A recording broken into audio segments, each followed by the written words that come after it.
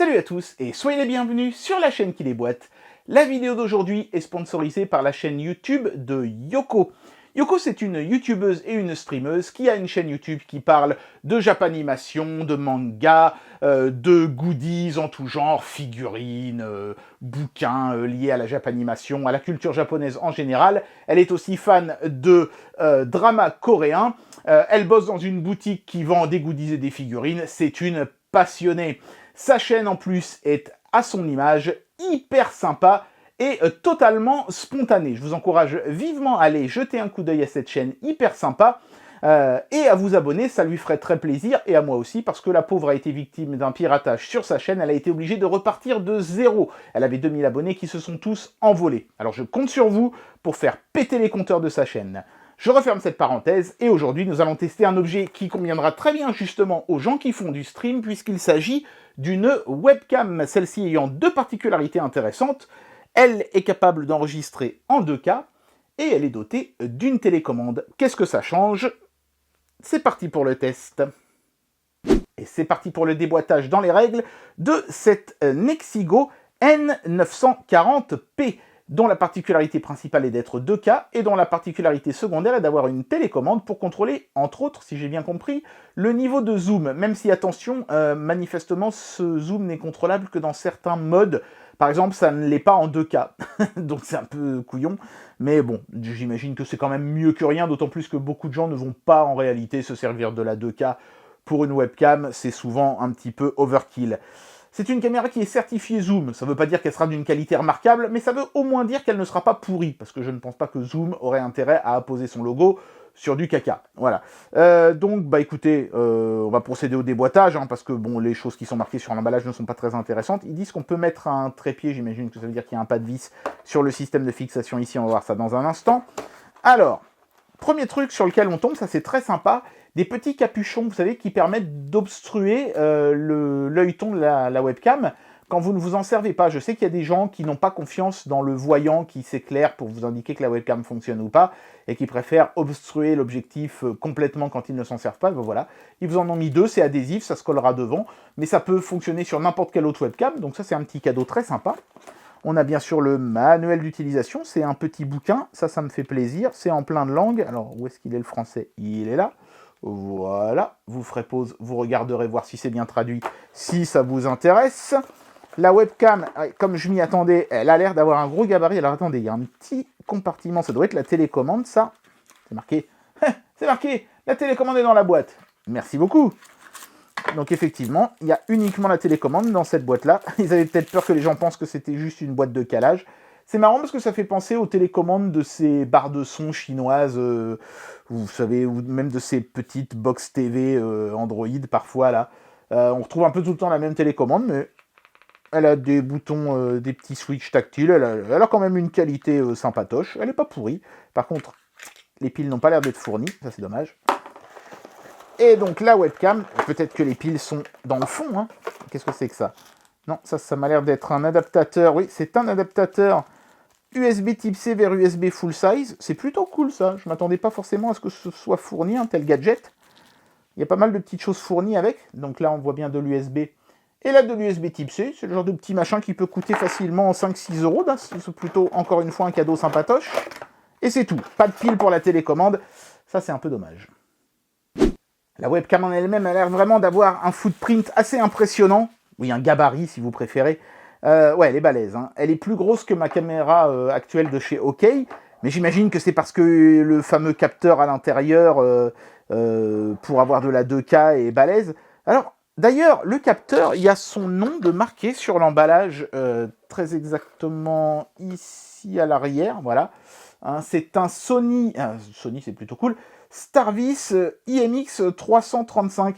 Mais quand je vais voir ce capteur, hein, sa fiche technique sur internet, il n'est ni 2K ni capable de faire du 60 fps 1080p, comme l'indique cette webcam. Donc ça veut dire qu'il y a de l'électronique à l'intérieur de cette webcam pour faire un upscale hardware et du framerate et de la résolution. Donc évidemment, c'est pas aussi bien que d'avoir un capteur qui est nativement capable de capter dans ces résolutions-là, mais si c'est bien fait, ça peut être néanmoins très satisfaisant. Donc vraiment, tout le test va vraiment dépendre de ça. Il y a un petit film de protection sur la lentille qui a l'air d'être quand même assez grande et donc qui devrait faire rentrer pas mal de lumière, ça c'est plutôt rassurant. Voilà, donc on peut voir les micros qui se trouvent manifestement à l'avant ici, mais il y a une sorte de petite grille à l'arrière, alors je ne sais pas si c'est pour la dissipation thermique ou si c'est pour le micro qu'ils ont fait ça, peut-être pour l'annulation des bruits du micro, je n'en sais rien du tout. Le câble en tout cas USB est de belle longueur, ça c'est plutôt cool, et le système de fixation, bah, c'est ce système avec le petit rebord ici.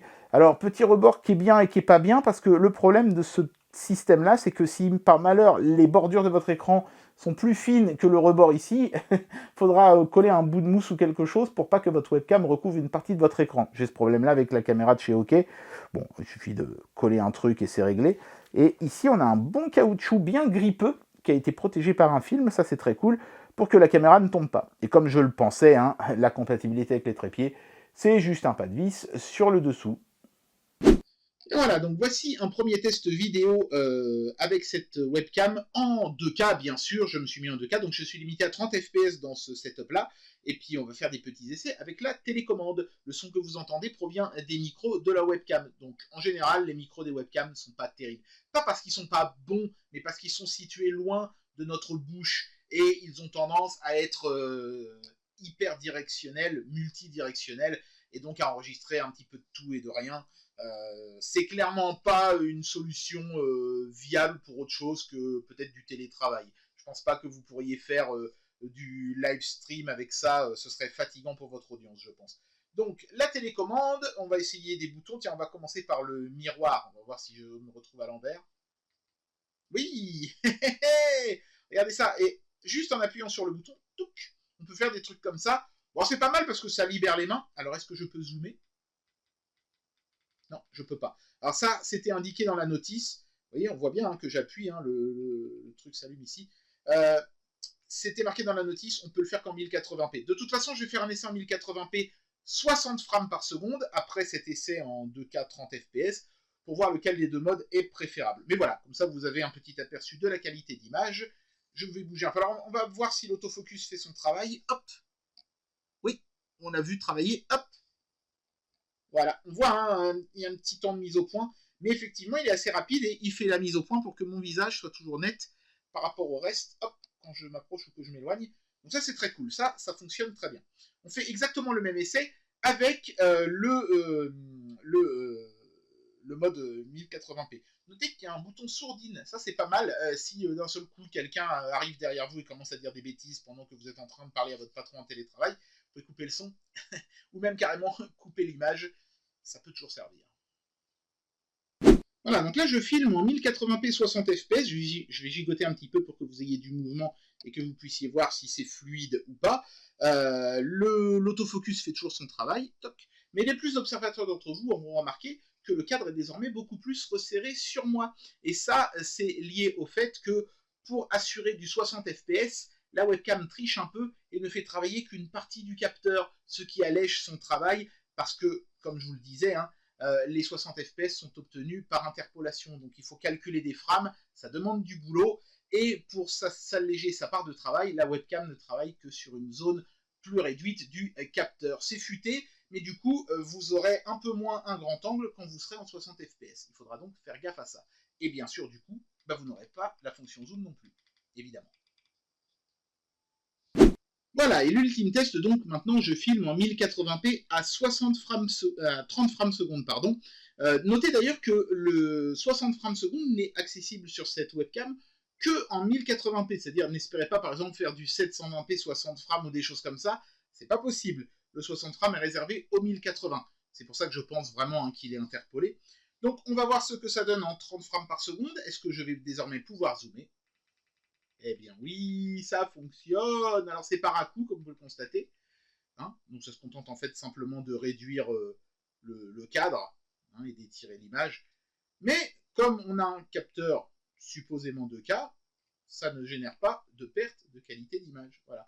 Donc si vous avez envie de recadrer un peu sur vous et d'avoir une caméra plus resserrée ou au contraire d'avoir du grand angle, ce qui peut être intéressant si vous filmez plusieurs personnes à la fois par exemple, il faudra vous mettre en 1080p à 30 frames seconde ou encore en dessous, en 720p 30 frames par seconde, ça va marcher aussi. Mais par contre, si vous mettez 60 frames par seconde ou du 2K, ça ne marche plus. Ça, c'est un peu dommage. Eh bien voilà, j'en arrive à la conclusion de cette vidéo et je vais vous donner mon avis sur ce produit. Comme ça, en plus, en même temps, je vous le montre, vous voyez, dans son intégralité, fixé à un petit Teclast 14 pouces. C'est lui que j'ai utilisé pour le test. J'ai pas pris une machine puissante, comme ça, je suis sûr que c'est la webcam qui a fait tout le travail et pas l'ordinateur, notamment pour tout ce qui est interpolation et tout ça. J'ai aussi affixé ce petit machin, vous voyez, il y en avait deux. J'en ai mis un sur la caméra. Alors, il faut faire gaffe de bien le mettre au centre, hein, sinon il a tendance à créer un voile noir autour de l'objectif. Mais une fois qu'il est bien au centre, bah effectivement, hein, il permet de ne plus être vu. Tac. Il suffit de fermer comme ceci.